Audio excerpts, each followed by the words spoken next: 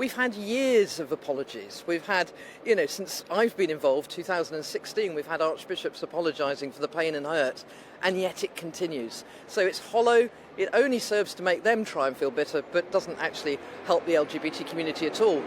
The Second Amendment, which arguably is perhaps the more meaty one, is calling for a debate in the summer about whether we can have equal marriage or not. We've been fudging these issues for far too long. Even these blessings that aren't really blessings, actually. They're just blessing the individuals. They're not blessing their union or their partnership. We need to get to the core of the problem, understand, can someone like myself have a sexual relationship with another woman in a committed, marriage? And is that something that God wants to bless and celebrate? And do people who believe that, are they Christian or aren't they? And it's that debate that we need to have, and I'm asking for that as an amendment this afternoon. Now, I think many people in the Church of England would say, well, hold on, we're talking about allowing blessings. That is a step in the right direction. Why is that not far enough? Because the discrimination continues. We're not equal, and we aren't clear as to whether that can be a real union or not. So much of this has been fudged. So much of the papers that we've received, and even the blessings themselves, are written so they're read one way by the Conservatives and another way by the Progressives. And to me, that's not holy. It's not godly, and I know it's not just.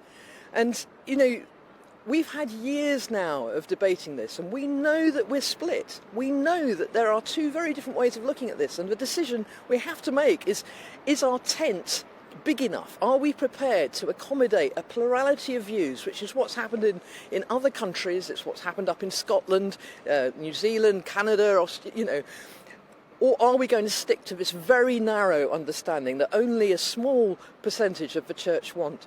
We've got research studies that show now that a majority of Anglicans around the country want same-sex marriage, but they're inhibited by doing that because the Synod won't make a decision. What sort of impact do you feel that the Church of England's stance on same-sex marriage has had on the LGBT plus community and their relationship with people of faith who just happen to have different sexual orientations? Well, so many of my LGBT friends are absolutely angry with the church. They've suffered quite painful rejection by their friends and their family. They believe God hates them. They believe the church judges them. And it's not just them, it's their friends and family too, who feel deeply upset that they cannot celebrate their love in church. And we see that in the latest census figures, where we can see that, people are leaving the church in their droves. They think the church is hypocritical, out of touch, and doesn't stand for the one thing that God is, which is a loving God who accepts us just as he has created us.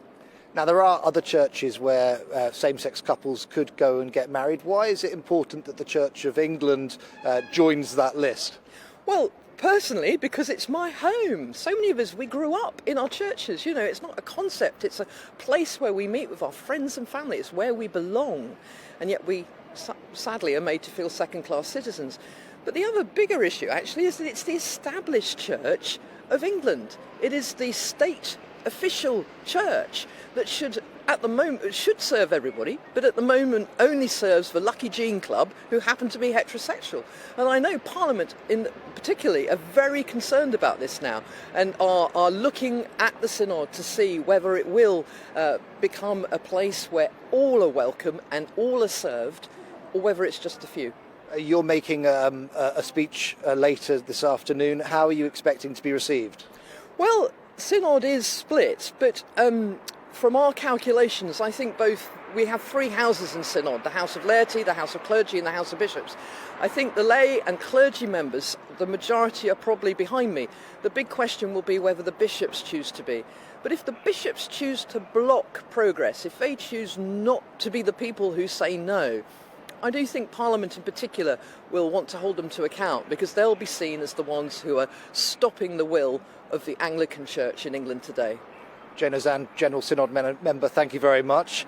Now, we did approach the Church of England for a statement, and they sent me the following. They said the Church has begun to change. We've realised just how badly we've treated LGBTI plus people. Our eyes have been opened to the harm that we've done. That's a reality that must continue to change.